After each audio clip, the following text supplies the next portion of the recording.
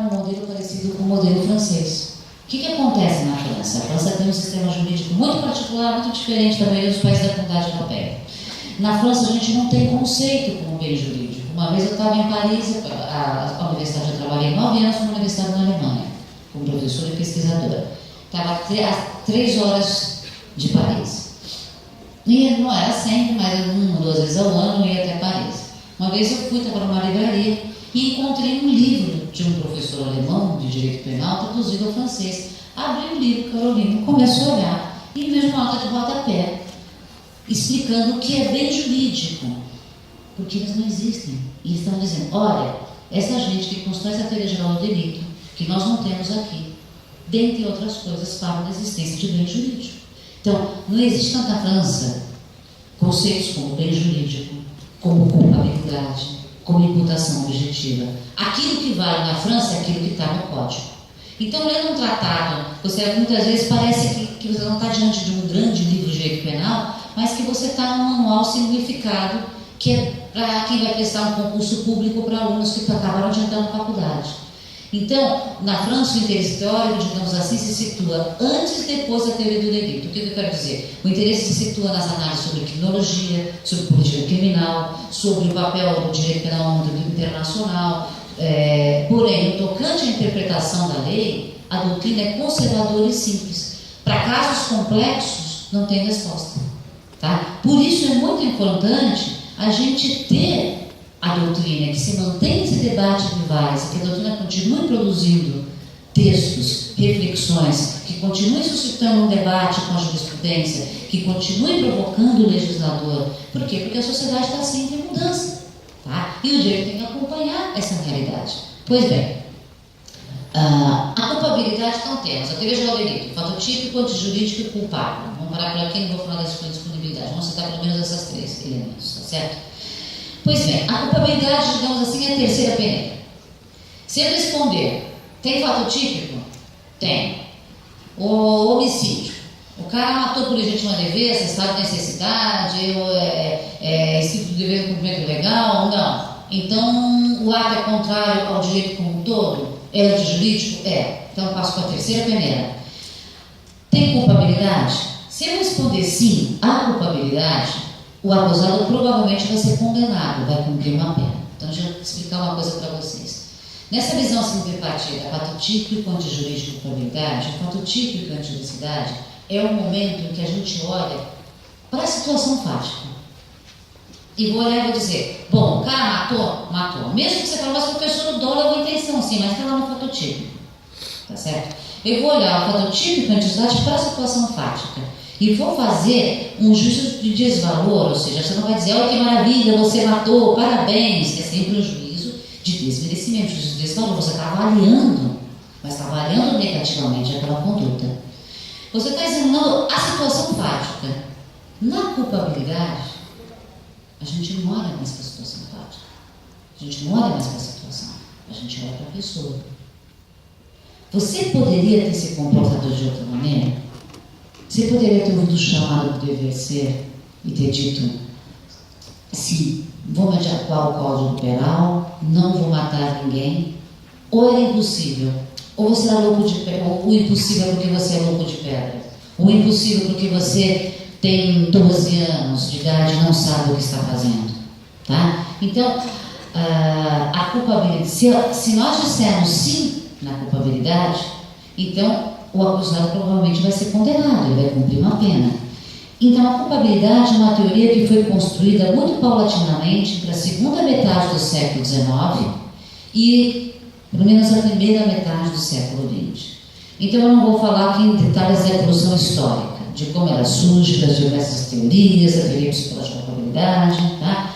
Considerando que a maioria de vocês são jovens estudantes, eu opto por aqui, não só para fazer essa fala mais acessível, mas dizer o seguinte, que na culpabilidade permaneceram 3 elementos. Imputabilidade. Posso imputar este ato a você? Possibilidade de ter consciência do injusto. Tá? E o que se chama em alemão anders handeln können, que quer dizer esse palavrão. Poder atuar de maneira diversa. poder atuar ouvindo chamar o dever ser. O legislador sabe que a sociedade não pega para cá. Sabe que tem roubo, sabe que tem estupro, sabe que tem assalto, sabe que tem gente que desvia dinheiro dos cofres públicos. E ele não quer que a sociedade seja assim. Então ele legisla, sabendo que ele vai se deparar com violação da norma. Então, o que eu vou examinar na culpabilidade? Corações e rins. Eu vou examinar a exigibilidade de um comportamento conforme a norma. Eu poderia exigir do Roger Abdul Mansur que aquele médico se comportasse de acordo com o chamado da norma com dever ser e não tivesse estuprado as suas pacientes quando elas iam fazer inseminação? Entendeu? Ou seja, a exigibilidade de conduta diversa. Tá? Então, o dolo e a culpa fazem parte, como já falei para vocês, dependendo do fato típico. Fica na culpabilidade os elementos mais sutis do mundo psíquico da pessoa, que pode nos indicar justamente o relacionamento, o seu exato relacionamento com o ato. Tá certo? Em outras palavras, a criança de 5 anos de idade que quis matar, eu vou contar aqui um caso para vocês, teve dolo. África do Sul, um menino de 5 anos de idade vai na cozinha e chama a mamãe: mamãe, mamãe, mamãe, o Batman atirou lá no quarto. Como o Batman? Imagina isso. Mamãe, mamãe, mamãe, é verdade. Mamãe chegou, papai era policial, papai tinha na gaveta ao lado da cama uma arma, e o menino, no seu imaginário, colocou a capinha do Batman, pegou a arma e atirou no pai que estava dormindo após o almoço. Esse menino teve dó? Teve. Ele quis brincar dessa maneira. Ou seja, ter dó é muito simples. Basta uma vontade de fazer algo e a capacidade de realizá-la. Agora, o que falta a essa criança? Emitir um juízo de valor negativo sobre o seu próprio ato, porque ele não tem maturidade. Tá? Ou um juízo de valor positivo sobre o seu próprio ato. Tá? Ele não tem capacidade, ele não tem uma maturidade que lhe permita avaliar: poxa, o que eu estou fazendo aqui é errado. Mas se o pai que estupra a filha de 10 anos de idade tem 25, ele tem essa capacidade. Então veja só, você está em situações diferentes. Matar por ciúmes não é socialmente a mesma coisa que matar para roubar 10 centavos. Não é socialmente a mesma coisa que matar um ditador. Você tentou matar várias vezes Pinochet no Chile. Nem também é a mesma coisa que matar o pai, a Cristiane, para ficar Suzane, para ficar com a herança da família. Mesmo no caso de homicídios pelo mesmo motivo, é diferente só matar. Matei porque meu marido me traiu, e a senhora X matou também porque o marido traiu. Mas eu matei, caso da York, piquei o corpo, botei na mala, torturei o cara 4 horas antes. Mesmo em casos de homicídios pelo mesmo motivo, é diferente só matar do que destroçar o corpo com facadas, depois dividi-lo em malas, jogá-las no lixo. Então veja só, eu citei aqui exemplos diferentes de homicídio, porém em todos esses casos nós temos delito de homicídio e existe dolo para matar. Aquilo que muda é o que na doutrina da culpabilidade a gente chama de vizinho, é a postura interna da pessoa, que nos permite, já segundo o nosso sentimento de justiça, considerar necessárias penas diferentes.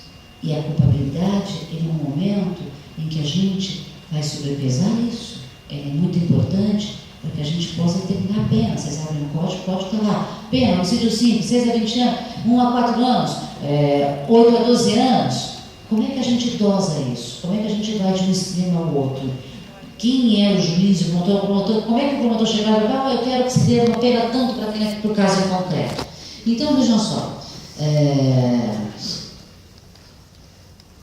Gente, a culpabilidade ela realiza hoje a função de indicar que a conduta de uma pessoa pode ser imputada a ela, ou seja, que nós podemos fazer um juízo de reprovação. Sim, você está errada, você deveria ter se comportado de outra maneira, deveria ter aceitado os limites que a legislação te dá. Em outras palavras, a culpabilidade hoje, ela indica duas coisas. Primeiro, é um pouquinho complicado, vamos explicar isso com palavras simples. O significado que a ação concreta teve para a pessoa concreta. Qual é a consciência exata que eu, 5 anos de idade, tenho como agressor da minha conduta? Como é que eu avalio esse ato? Aquilo era uma brincadeira. O Batman estava em casa, estava brincando. É lógico que a gente olha de fora e diz, isso é uma desgraça. Que mãe e pai responsável foram esses que deixaram uma arma próximos de uma criança. Tá? Mas, em primeiro lugar, o significado que a ação concreta, matar alguém, teve para essa pessoa concreta que praticou. Em segundo lugar, o significado que os outros dão para essa ação concreta praticada por essa pessoa. Vamos voltar para a mesma situação. Nós olhamos para o menino, o significado que nós damos para essa ação concreta praticada por essa pessoa, por essa criança. Nós olhamos para esse menino e dizemos, poxa vida, que lástima, que desgraça, essa criança sempre vai carregar esse trauma, essa ação concreta para ele, infelizmente, teve um significado naquele momento de uma brincadeira. Ele achava que ele estava reproduzindo o filme do Batman, ou seja, o significado é nenhum. Agora, parece complicado, mas não é. Então, a pessoa que matou tinha 5 anos, então a conduta para essa criança, para ele, não tem significado algum, ou no máximo significou uma brincadeira, tá? Agora, veja só, vou contar um outro caso para vocês, fato verídico. Um ginecologista austríaco, ginecologista, devia ser amigo do Roger, viaja para os países da África, Tailândia. Viaja para a Tailândia, contrata uma prostituta de 11 anos de idade, leva para o quarto do motel e, no auge do seu ataque de perversão, arranca com a mão o útero desta menina que morre. Olha a cara que vocês estão fazendo. Quando eu falei do menino, vocês ficaram assim, mas ninguém disse, olha só a cara de vocês. O significado que essa ação concreta teve para a pessoa, para ele era a satisfação da lascívia. Segundo lugar, o significado que nós damos ao significado que essa ação teve para ele. Nós olhamos e falamos, isso é um perverso, um pervertido, a cara de vocês. É inaceitável que um ser humano se comporte dessa maneira. Como é possível que um ser humano pratique isso? Como é que ele não se conforma com os limites sociais? Então, se no primeiro caso o agente, a criança, não entende nada do que ele fez, ou entende algo totalmente diferente do significado que o ato tem para uma pessoa adulta, isso é matar alguém, na cabecinha dele não era. Então, ou seja, a sociedade leva em consideração isso, tá? E no máximo, apesar do ato obviamente ser lamentável, tá? Vai entender que não podemos aqui imputar nada a essa criança. Mas no segundo caso, fazemos uma outra avaliação. Estamos diante de um homem sádico, particularmente cruel, que mata por brincadeira, para satisfazer a sua libido. Então aqui a sociedade reprova fortemente o ato. Certo? Ou seja, provavelmente ele mesmo, no caso do médico austríaco, não considerava como reprovável o seu ato. Tá? Porém, os outros, nós, a sociedade, a diferença do caso do menino, nós reprovamos não só o ato praticado por ele de si mesmo, mas nós reprovamos o fato, fazemos um juízo social, ou seja, o fato que ele não se conforma com os ideais sociais, que diz, respeite a vida humana. Não nos aceitamos o fato de que ele considere o homicídio como algo normal, para satisfazer a minha vontade, o meu desejo. Em outras palavras, a culpabilidade de quem mata por brincadeira é socialmente, no caso desse médico, é socialmente maior do que a culpabilidade de quem respeita a vida humana, mas mata numa situação extrema e depois, por exemplo, se arrepende. E isso vai ter um reflexo no tanto de pena. Então, por quê? Porque no primeiro caso, o cara nem sequer se conforma com os ideais sociais. Então, essas reflexões indicam o quê? Que o ponto crucial da discussão sobre a culpabilidade é ainda a velha e antiga retomada discussão filosófica sobre a livre vontade. E aí surgem os problemas, eu prometo que eu termino em 2 minutos, o que eu tenho que falar para vocês. Na discussão penal, a culpabilidade vem com nós vamos é o seguinte: o penalista tem uma situação complicada, que a gente analisa da perspectiva da sociologia. Ele se propõe a responder com violência à prática de uma violência.